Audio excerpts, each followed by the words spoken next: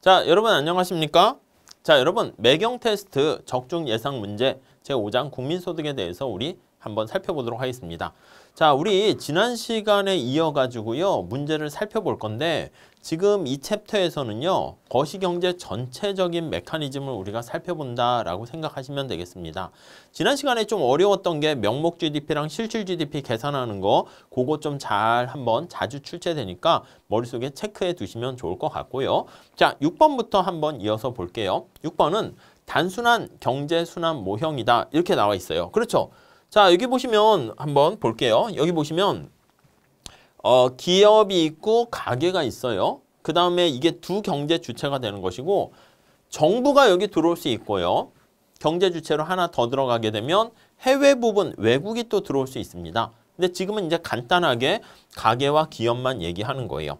자, 가게는요 우선 소비의 주체다라고 보시면 될 것 같고요. 기업은요 요게 생산의 주체다 이렇게 생각을 하시면 될 것 같습니다.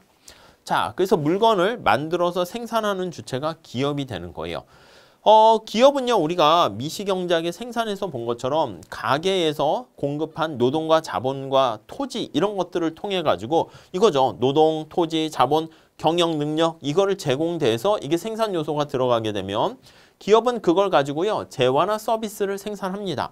아웃풋을 만들어내는 것이죠. 그러면 이 A가 바로 뭐야? 생산물이 거래되는 시장이라고 Q가 거래되는 시장이다 해서 요것을 우리가 생산물 시장이다 이렇게 얘기를 하게 되는 거예요. 그러면 이 생산물 시장에서 물건이 쭉 이렇게 해서 재화나 여기 보시면 서비스를 가게가 소비, 구입을 하게 된다라고 보시면 돼요.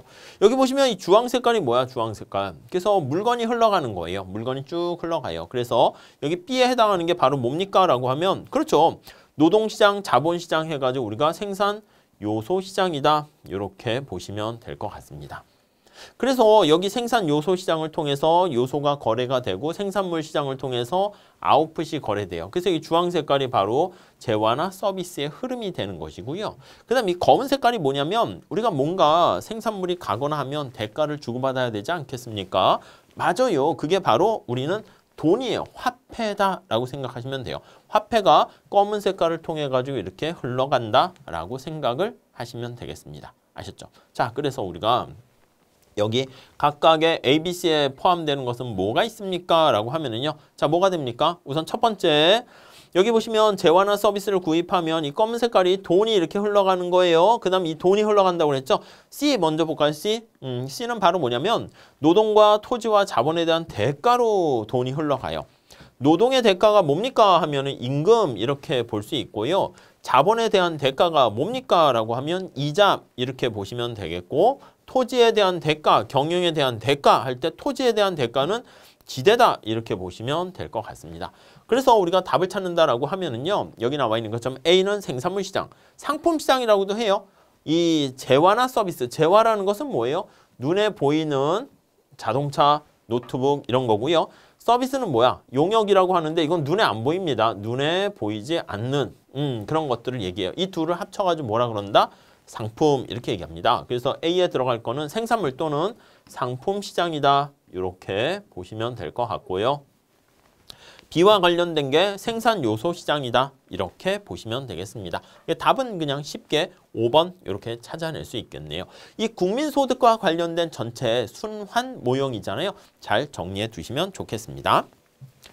자, 다음에 7번 한번 같이 풀어보도록 하겠습니다. 7번 문제를 보시면은요. 케인작파처럼 물가가 고정된 단기에서 이건 그냥 무시하셔도 됩니다. 그냥 지출이 다음과 같이 단순한 경제를 가정한다. 이렇게 보시면 될 것 같고요. 자, 소비는 어떻게 됩니까? 우리 이거 약자로 써볼까요? 소비 C라고 씁시다. 소비를 C라고 쓸게요. C. 자, 소득을 Y라고 한번 씁시다. Y. 그리고 소비는 C. 그러면 얘가 100 플러스 0.6 Y 이렇게 생각하시면 되겠어요. 그 투자 같은 거 어떻게 될까요? 투자를 인베스트먼트 해가지고 I 이렇게 생각을 해주시면 좋을 것 같습니다. 네, 이해되시죠? 자, 이렇게 돼 있는 상황에서 한번 봅시다. 우리가 총 지출을 얘기해요. 총 지출. 어떻게 됩니까? 소비와 지출? 이건 아니지. 우리가 이제 보통 보면 총 지출이다. 가번 한번 볼게요. 총 지출, 지출 측면에서 국민소득을 나타내는 거예요. 그래서 지출 측면에서 국민소득을 나타낸다라고 하면은요. 자, 요거 Y라고 이렇게 쓸 수 있어요. 그러면 C가 되고 투자, 요게 바로 지출 측면에서의 국민소득이다라고 생각을 하시면 되겠습니다. 자, 여기서 소비 여기 나와 있잖아. 소비. 이게 C고요. 투자 여기 나와 있습니다. I고요. 이렇게 돼 있어요. 그럼 소비는 어떻게 됩니까? 소비는 여기 나와 있죠. 100 플러스 0.6 Y. 0.6이 뭐가 돼요? 한계 소비 성향 이렇게 됩니다. 그래서 얘는 100 플러스 0.6 Y 이렇게 되는 거 알 수가 있고요. 그 다음에 I 투자는 어떻게 됩니까? 투자 100 이렇게 되는 거 알 수가 있습니다. 이해되시죠? 자, 그러면 여기 한번 볼게요.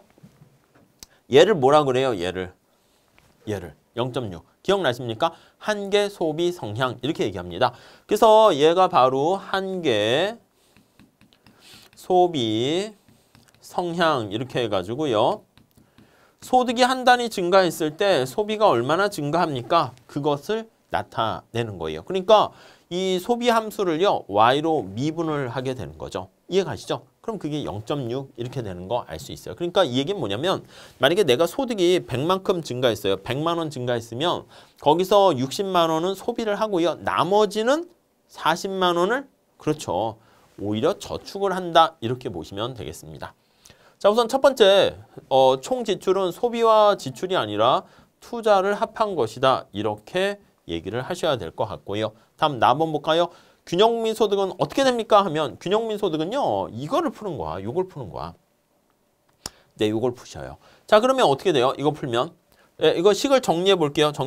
Y는 100 플러스 0.6 Y 플러스 100 이렇게 되는 거예요. 이해 가시죠? 자, 그러면 0.6Y가 일리 넘어가요. 그러면 정리할 수 있겠죠? 0.6Y 하면 0.4Y는 이렇게 되는 거죠. 이 1-0.6이니까 0.4Y 이렇게 됐고요. 200 이렇게 되는 거 알 수가 있겠습니다. 그렇죠. 자, 그러면 따라서 Y 값은 어떻게 됩니까? 하면 0.4분의 200 이렇게 되는 것을 알 수가 있어요. 그렇죠? 그러면 어떻게 돼요? 500 되겠습니까? 예, 뭐 그렇게 정리하시면 되겠고요. 자, 그 다음에 여기 보시면 투자가 100 증가하게 되면 국민소득은 균형민소득은 얼마 증가하는가 이거를 계산을 해야 되는 건데요. 두 가지로 볼 수 있어요. 첫 번째는 뭘로 볼 수 있습니까? 하면 투자가 100에서 여기 100 추가로 이제 100 증가한 거예요. 그러니까 원래 이게 100이었잖아. 그러면 200이 되었을 때 이게 200이 되었을 때라고 생각을 하시면 돼. 그럼 얘가 200이 되었을 때 생각을 하시면 되겠습니다. 자, 그러면 여기는 어떻게 돼? 여기가 200 이게 200 더하기 100이니까 300 이렇게 된 거 알 수가 있어요. 그럼 여기가 300 이렇게 보시면 될 것 같습니다. 아셨죠? 자, 그렇게 해서 계산을 해보시면 우리가 그 한계 소비 성향을 가지고도 볼 수 있는데 직접 이렇게 계산을 할 수도 있고요. 그러면 60만큼 증가한다? 그러니까 이전에 500이었는데 얼마나 더 증가하냐? 그렇게 볼 수가 있겠죠. 이거 계산해 보시면 돼요. 0.4로 300을 나눠서 계산을 하면 될 것 같습니다.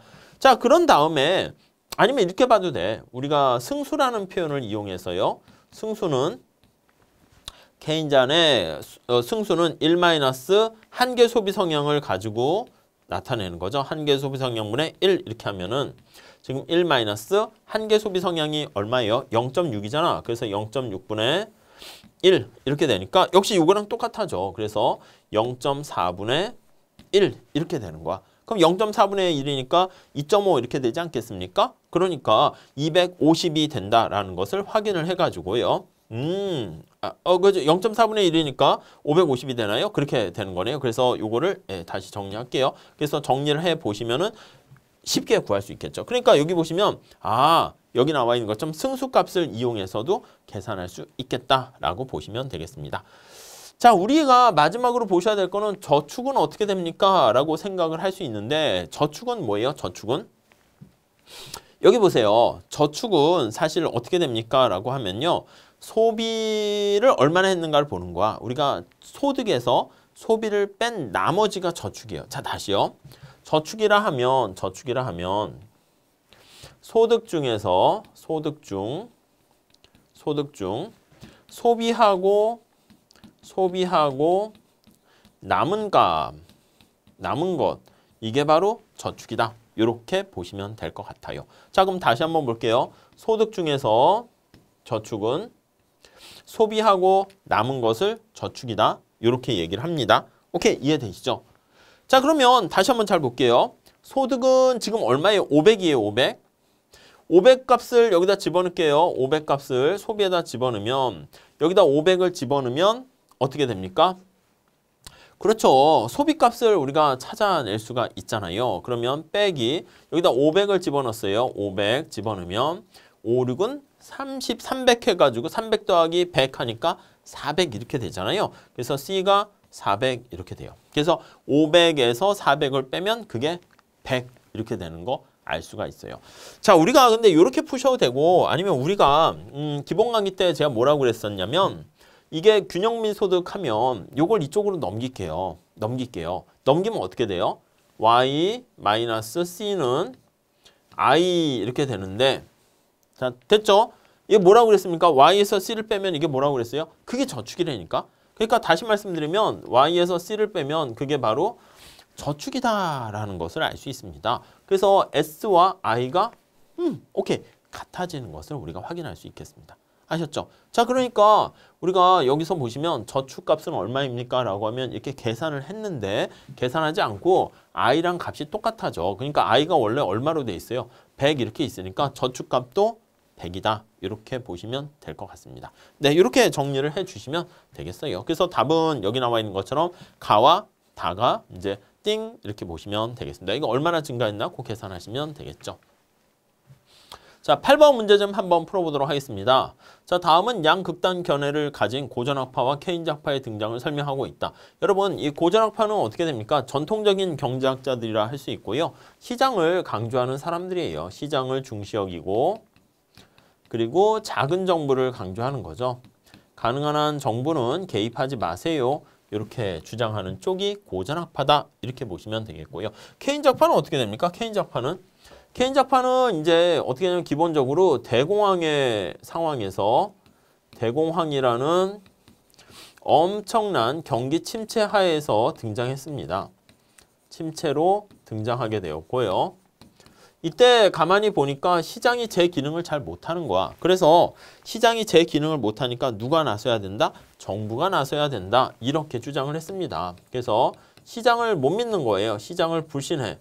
그러니까 시장 실패 이렇게 되는 거예요. 그래서 큰 정부를 통해 가지고 정부가 적극적으로 개입을 해야 된다. 이렇게 주장하는 쪽이 케인즈학파다. 이렇게 생각하시면 되겠습니다. 무슨 말씀인지 아시겠죠? 그래서 약간 고전학파는 자연적인 어떤 보이지 않는 손의 기능을 강조하고요. 케인즈학파는 야, 그거 못 믿겠다. 정부가 나서서 인위적으로 상황을 해결해야 된다. 이렇게 주장을 합니다. 여기 볼게요. 경제학은 인간의 역사와 함께 해왔다. 세계의 굵직굵직한 역사적 사건 때마다 경제학이 급격하게 발전한 이유이다. 산업혁명은 고전학파를, 세계의 대공황은 케인즈학파를 등장시켰다. 산업혁명 때문에 공급 측면에서 고전학파가 등장했고요. 세계 대공황 때문에 케인즈학파가 등장했다. 이렇게 나와 있습니다. 이후에 새 고전학파, 새 케인즈학파가 등장하며 이론적인 발전을 거듭하고 있지만 그 근간은 고전학파와 케인즈학파로 크게 갈린다. 고전학파는 자 다시요. 물가가 완전히 신축적이어서 항상 완전 고용을 달성한다라고 보게 되고요. 이 고전학파 메커니즘 이해하시죠? 케인즈학파는 어떻게 된다? 맞아요. 물가가 뭐냐면 시장이라고 보시면 돼. 물가 이퀄 시장이라고 생각하시면 돼요. 물가, 이게 P가 되는 거잖아. 얘가 시장이고 얘가 바로 아담 스미스의 보이지 않는 손이다. 이렇게 생각하시면 될 것 같습니다. 자, 그래서 고정되어 있으니까 물가가 제 기능을 잘 못하는 거예요. 그리고 항상 수요가 부족한 상태가 되기 때문에 공급과 수요 중에서 누가 중요하다? 맞아요. 수요가 소득을 창출한다. 이렇게 됩니다. 그러니까 고전학파는 얘는 공급을 중시 여겨요. 생산과 공급 중에서 공급이 이루어지면 저절로 수요는 따라온다. 이렇게 얘기하는데 케인즈학파는 뭘 중시 여긴다? 맞아요. 정부가 뭔가 수요를 창출해야 되는 거야. 그래서 이쪽에서는 수요를 중시 여긴다. 이렇게 보시면 될 것 같습니다. 두 학파 간의 그 내용을 정확하게 좀 잘 봐주시죠. 자, 이때 가번 한번 볼게요. 물가가 올라가면 화폐 수요가 늘어나서 금리가 상승하고 국민소득을 감소시킨다. 나번 볼게요. 물가가 올라가게 되면 지금 전부 다 물가가 올라가면이라고 돼 있어요. 물가가 올라가면, 물가가 올라가면, 물가가 올라가면. 자, 실질 자산 가치 하락으로 소비 지출이 감소해서 국민소득이 감소한다. 자, 끝에 또 뭐예요? 국민소득이 어떻게 되는가? 국민소득이 어떻게 되는가? 이거예요. 국민소득이 어떻게 되는가? 답은도 마찬가지죠. 물가가 올라가면 수입이 영향을 미쳐서 국민소득이 어떻게 증가한다. 여기서도 국민소득이 감소한다, 증가한다 이렇게 있습니다. 먼저 첫 번째 보셔야 될 거는요. 여러분 물가가 이렇게 P 나와 있잖아. 여기 국민소득 Y로 이렇게 돼 있습니다. 자, 물가가 변했을 때 우리가 수요 측면에서 우리가 얘기를 하게 되는데 그때 어떻게 합니까 하면 이게 AD 곡선을 가지고 얘기할 때 우리가 봤었어요. AD 곡선이 우하향하기 때문에 여기 나와 있는 것처럼 물가가 만약에 올라간다라고 하면 여기가 P0예요. 그때 여기 A점이 되었다가 Y0가 되었다가 물가가 올라가잖아요. 그러면 점점점점 해서 여기가 B점 이렇게 되는 거 알 수가 있어요. 그래서 Y값은 감소합니다. 이해 가십니까? 자, 그래서 물가가 올라가게 되면 여기 나와 있는 것처럼 국민소득이 감소하게 돼요. 그래서 먼저 첫 번째 생각하셔야 될 거는 여기 보시면 국민소득이 증가하면 안 되고 감소한다라고 얘기해야 돼. 그래서 우선 증가한다는 틀렸다라고 보시면 되겠습니다. 아셨죠? 자, 그 다음에 우리가 이제 보셔야 될 거는 물가가 올라갔을 때 어떤 경로를 통해 가지고 여기 나와 있는 것처럼 국민소득이 줄어드는가 그거를 살펴보셔야 됩니다. 여러분 물가가 올라가게 되면 화폐 수요가 늘어나서 이거 좀 뒤에 다음 챕터에 나오는 건데 좀 이해할 수 있겠어요? 여러분 생각해봐. 밥값이 올랐어. 밥값이 만약에 좀 10,000원짜리였다 합시다. 그래서 내가 밥을 점심 저녁 먹으려고 20,000원 들고 갔는데 물가가 올라가 버리면은 밥값이 15,000원으로 올라가 버린 거야. 그럼 내가 20,000원 들고 밥을 사러 갔을 때 어떻게 됩니까? 밥을 사 먹지 못하게 돼요. 왜요? 한 끼 먹었더니 옛날에 20,000원 들고 갔는데 15,000원을 써버렸잖아. 5,000원 남았으니까 15,000원 하는 밥을 우리가 먹을 수가 없게 되는 거예요. 그러니까 어떻게 된다? 돈을 더 많이 들고 가야 되죠. 물가가 올라가게 되면 이 화폐 수요, 특히 무슨 화폐 수요라고 하냐면 거래적 동기에 왜 화폐를 들고 다니는가 그거예요. 화폐 수요가 거래적 동기 화폐 수요가 증가하게 되네요. 그러니까 화폐 수요가 증가하게 되면 우리가 화폐 공급은 가만히 있는데 수요가 증가하게 되면 금리가 상승하죠. 이자율이 상승한다고요. 무슨 말씀인지 아시겠죠? 화폐 공급이 많아지면 어떻게 돼요? 이자율이 떨어지고 화폐 공급이 감소하면 이자율이 올라가는데 화폐 공급 감소로 화폐 수요 증가로 생각을 한 거잖아. 수요 공급 생각해 보세요. 돈에 대해서 사람들이 더 많이 필요로 하는 거야. 그러면 돈을 빌리는 가격이 올라갑니다. 그게 금리, 이자율이 상승하게 돼요. 그렇게 되면은 투자가 감소하죠. 투자가 감소해서 소비도 감소할 수 있고 그래서 국민소득이 감소한다. 그렇게 보시면 될 것 같고요. 자, 그 다음에 물가가 올라가게 되면요. 실질 자산 가치가 하락. 그렇죠. 우리가 실질 자산이라고 하면요. 우리가 자산이라는 건 어떻게 되냐면 자산이라고 하면 웰스, 에셋, 부라고 할게요. 실질 자산은 이거를 P로 나눠주는 게 실질 자산이거든요. 그러면 물가가 올라가게 되면은 내가 가지고 있는 실질 자산의 가치는 떨어지게 된다라는 것을 알 수 있어요. 어떤 변수를 실질 변수로 나타내려면 P로 나눠주면 되잖아요. 그러니까 실질 자산의 가치가 하락하게 되고요.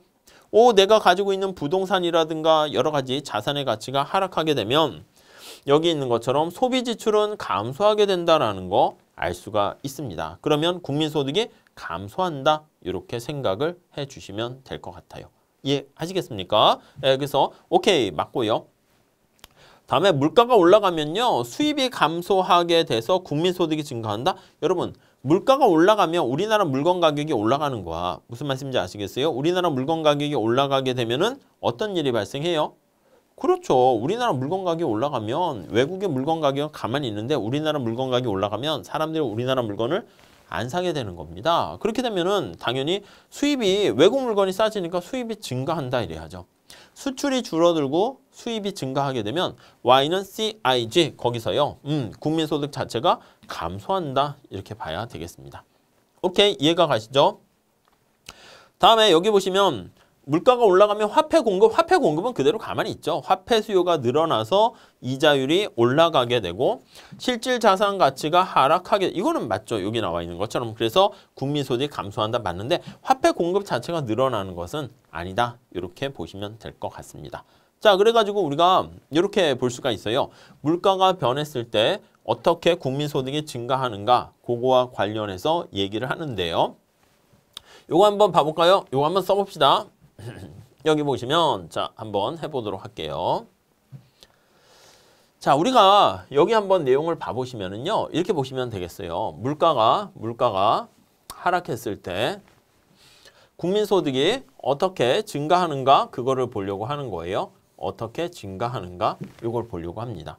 자, 그러면 우리가 지금 살펴본 것처럼 물가가 앞에서는 상승한 걸로 했고요. 지금은 하락한 걸로 할게요. 자, 우선 첫 번째, 물가가 하락하게 되면요, 이자율이 하락하게 돼요. 이자율이 떨어지게 됩니다. 생각해 보세요. 물가가 하락하게 되면 우리가 돈을 빌리는 거에 대해서 이제 경제도 침체되는 그런 느낌으로 가져가시면 돼. 그래가지고 아니면 돈을 빌리기가 훨씬 더 쉬워지게 되는 거예요. 그래서 요거 기억나십니까?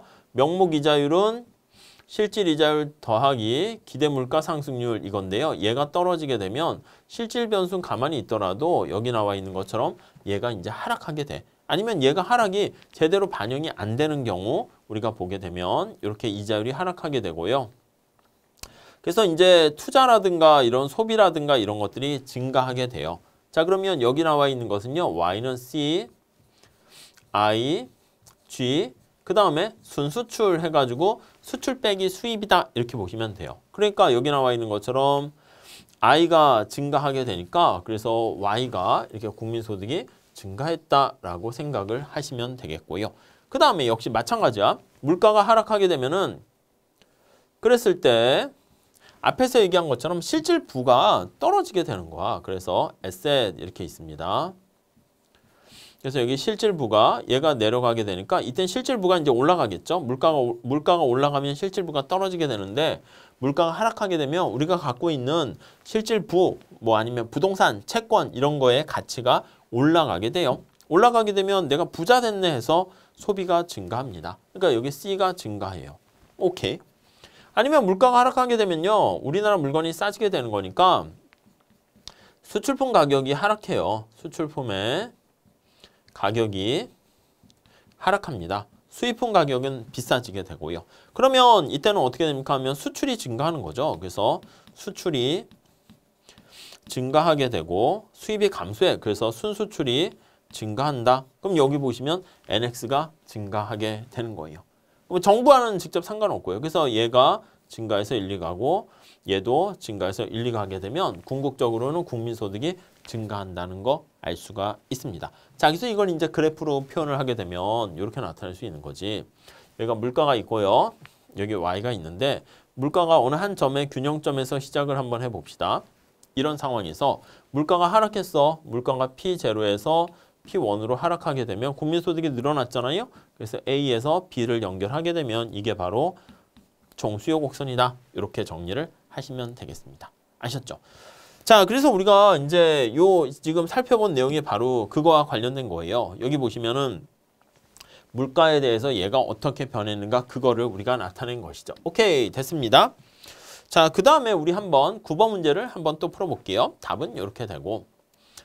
자, 역시 마찬가지로 고전학파랑 케인즈학파와 관련된 총 공급 곡선에 대한 얘기를 하고 있습니다. 여러분, 우선 기본적으로 머릿속에 알아두셔야 될 게 고전학파는 어떻게 되는 거예요? AS 곡선이 수직, 머릿속에 암기해두세요. 케인즈학파는 AS 곡선이 극단적으로는 수평인데 그냥 너무 수평이다 얘기하면 좀 약간 그래서요. 우리는 우상향한다 이렇게 얘기를 하시면 될 것 같습니다. 이렇게요. 이해 가시죠? 자, 그러면 이렇게 한번 볼게요. 이렇게 한번 보시죠. 자, 그래서 Y가 있고요. P가 이렇게 있는데 AS가요. 여기 나와 있는 것처럼 고전학파는 이렇게 수직이라니까 AS가 수직이라니까 고전학파인 경우에는 이렇게. 자, 케인즈학파인 경우는 어떻게 됩니까 하면 얘가 AS가 케인즈학파인 경우에는 우상향한다. 이렇게 보시면 될 것 같습니다. 네, 이해 가시겠죠? 네, 이렇게 정리하시면 되겠어요. 그래서 고전학파 같은 경우에는 총수요가 만약에 변화했다 할게요. 이쪽에 총수요 곡선이 이렇게 있다가 AD 곡선인데 정부가 정부 지출을 늘리거나 통화량을 증가시켜가지고 경기를 부양시키는 정책을 이렇게 쓴다라고 할게요. 그러면 얘가 여기 있는 것처럼 고전학파는 국민소득 Y가 아무것도 증가하지 않습니다. 근데 케인작파는 여기 나와 있는 것처럼 국민소득이 증가하게 돼요. 이해 가시죠? 이게 수요 공급 곡선을 가지고 얘기하는 거니까 요 정도까지는 하셔야 돼요. 근데 지금 상황에서는 그걸 물어보기보다는 고전학파랑 케인작파에 대한 스토리를 알고 있는가 그거에 초점을 맞추고 있습니다. 자, 여기 한번 보시죠. 고전학파는 이제 우선 첫 번째 장기적인 관점에서 얘기를 합니다. 그래서 여기 보시면 완전 고용 산출량 수준에서 수직 이렇게 돼 있어요. 자, 그래서 고전학파 볼게요. 고전학파는 장기에 관심이 있고요. 단기가 아니야. 먼 미래까지 신경 쓰는 겁니다. 그래서 항상 완전 고용 수준에서 수직의 형태를 보이게 되는데 반면에 케인작파는 단기에 초점을 맞추고 있어요. 그리고 불안정 고용, 이게 경제가 실업이 발생하는 거예요. 경제가 침체가 돼 있고 실업 상태가 생기게 되는 것이고 모든 가격이 경직적이야. 그래서 극단적으로는 수평입니다. 그래서 수평의 형태를 보인다. 근데 이제 너무 극단적이어서 우리가 우상향하는 걸로 얘기를 한 거고요. 자, 이러한 양극단을 배제할 때 다음 보기에서 공급 측면에서 물가와 국민소득과의 관계를 설명한 것 중 바르지 않은 것은 한번 보겠습니다. 자, 가번 모든 가격들이 비신축적이라 가정하더라도 사람들의 합리적 기대하에서 정부의 불안정성 때문에 물가가 오르면 생산량은 증가한다. 나번 물가가 오르면 비신축적인 가격을 유지하는 기업은 소득 증가를 예상해서 가격을 올리고 생산량을 늘린다. 네, 좀 약간 어렵죠? 답은 일반 물가가 예상 물가보다 더 오르게 되면 실질 임금, 즉 기업의 실질 비용이 감소하게 돼서 고용과 생산량을 증가시킨다. 그 다음에 라번 물가가 오르면 메뉴 비용이 발생하게 되므로 기업이 가격 인상에 주저하게 되고 그 결과 수요가 증가하는 동시에 생산이 증가한다. 이렇게 나와 있습니다. 우선 첫 번째 뭘 보셔야 되냐면 우리가 생산량이 이게 수직이면 AS가 수직이면 생산량의 증가가 없다라는 걸 잘 보셔야 됩니다. 오케이, 이해 가시죠? 우상향하게 되면 케인작파 같이 생산량이 증가한다. 이렇게 보시면 되겠고요. 자, 그러면 케인작파 같이 이 고전학파랑 케인작파랑 요 얘기가 흘러가는데 최근에는 언제 이게 우상향합니까? 그거에 초점을 맞춰서 보시면 AS가 수평이거나 근데 우리는 수평은 너무 극단적이어서 우상향하는 걸로 할게요. 근데 문제 풀 때는 수평, 우상향 뭐 상관없어요. 수평인 경우는 이제 극단적인 케인작파다라고 생각하시면 돼요. 물가가 이렇게 경직되어 있는 경우인데 아무튼 우상향하는 경우는 두 가지 경우가 우상향하게 됩니다. 언제 우상향합니까? 라고 하면 말 그대로 가격 변수가 신축적이지 않은 경우에 경직적인 경우에 우리가 수평이다. 이렇게 생각을 할 수가 있고요. 또 하나는 어떤 경우가 있습니까? 라고 하면요.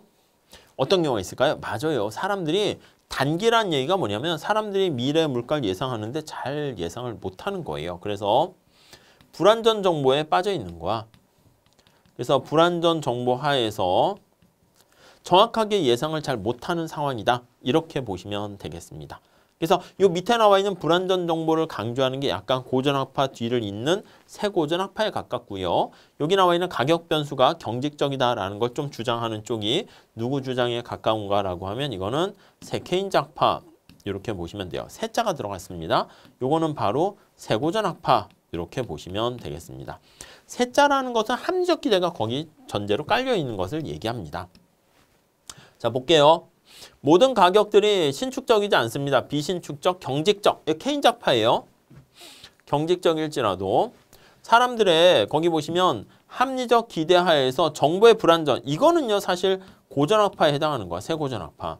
정부의 불안전성 때문에 물가가 오르면 생산량은 증가한다. 이 새케인작파는 뭐라고 얘기했냐면 가격 변수가 신축적이지 않고 경직돼 있다 얘기하는 것이고 고전학파는 가격 변수는 신축적일지라도 정부의 불안전성 때문에 발생한다고 봐요. 그래서 요거는 좀 약간 어려울 수 있는데 케인작파랑 새고전학파 두 개가 같이 섞였어요. 그래서 충돌되기 때문에 그래서 요 앞에 이거를 비록 가격 변수가 신축적일지라도 이렇게 보시는 게 고전학파 얘기에 맞는 걸로 보시면 되겠습니다. 아셨죠? 네. 다음 나번 물가가 오르면 비신축적인 가격을 유지하는 기업은 여러분 가격을 비신축적으로 유지한다는 것은 경직적으로 조정을 안 하는 기업을 얘기합니다. 그런 기업은 소득 증가를 예상해서 가격을 올리고 아니요. 비신축적인 가격을 생각하는 기업은 가격을 올리지 않고요. 경직적으로 유지하려고 한다라고 보시면 되겠습니다.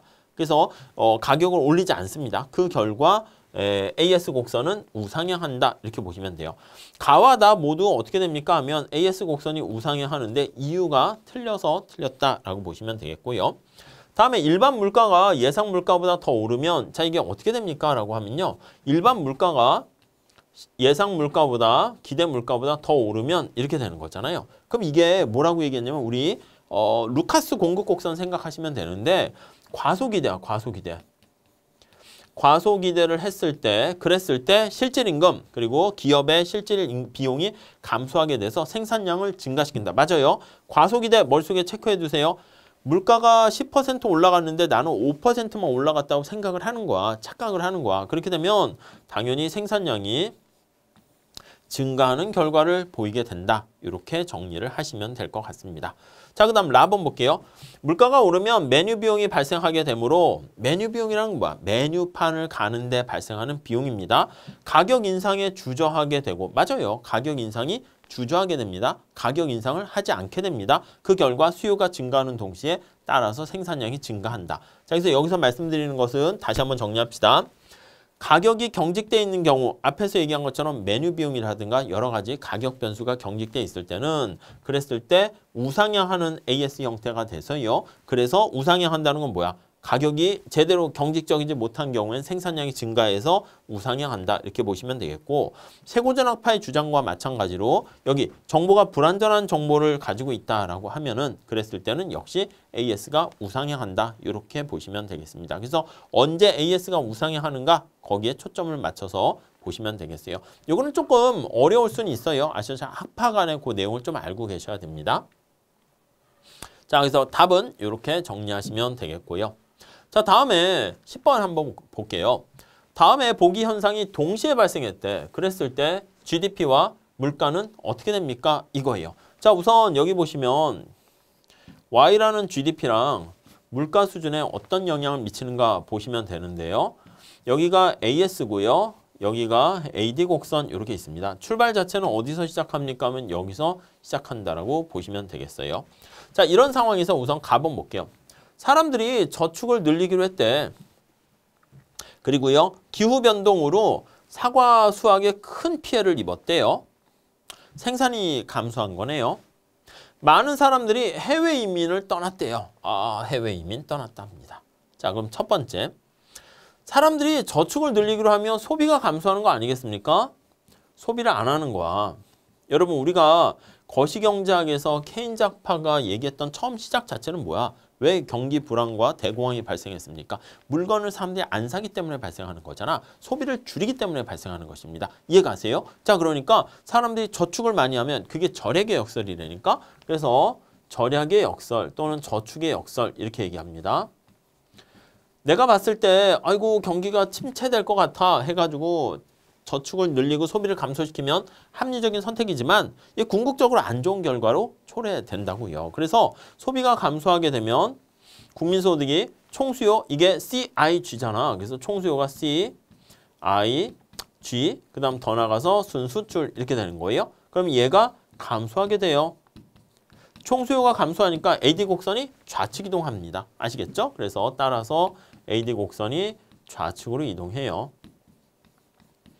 자, AD가 좌측 이동하니까 얘가 이렇게 이동하는 거 알 수가 있습니다. 오케이. 자, 그 다음 여기 볼게요. 아니, 기후변동으로 사과의 생산이 크게 줄었대. 그리고 해외 이민을 떠났대. 그럼 일할 사람들이 없는 거잖아. 생산이 감소하는 거 알 수 있어요. 얘 때문에 AS가 생산이 줄어들어요. 공급이 줄어드는 거야. 그래서 AD가 감소로 좌측으로 이동하게 되고요. 역시 마찬가지야. 해외 이민을 떠나게 됩니다. 그러면 역시 AD가 감소하게 되고 좌측으로 이동하게 되는 겁니다. 이해하시겠습니까? 자, 그래서 얘가 좌측으로 이동하는 거야. 그래서 여기 나와 있는 것처럼 이렇게 왼쪽으로 이동합니다. 자, 그랬을 때 여기 나와 있는 것처럼 B점 이렇게 돼요.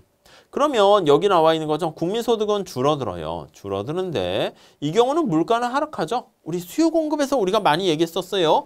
자, 좌측 이동하는데 여기 나와 있는 것처럼 만약에 좌측 감소가 작은가 큰가에 따라서 결과가 달라져요. 그러니까 총수요보다 많이, 만약에 총수요보다 이렇게 많이 이동했다 합시다. 많이 이동했어. 그러면 얘가 좌측으로 이동했는데 이렇게 많이 이동했습니다. 그러면 여기가 이제 새로운 점 C점이 되잖아. 그러면 A와 C점을 비교하면은 국민소득은 크게 줄어들고 물가는 올라가게 되는 결과를 초래합니다. 자, 그러니까 다시 한번 정리할게요. 이 둘의 특징을 한번 살펴보시면, 네, 이걸로 보시죠. 국민소득은 항상 감소하는 거 알 수 있어요. 그런데 우리 탄력성이죠. 탄력성. 이동폭에 따라서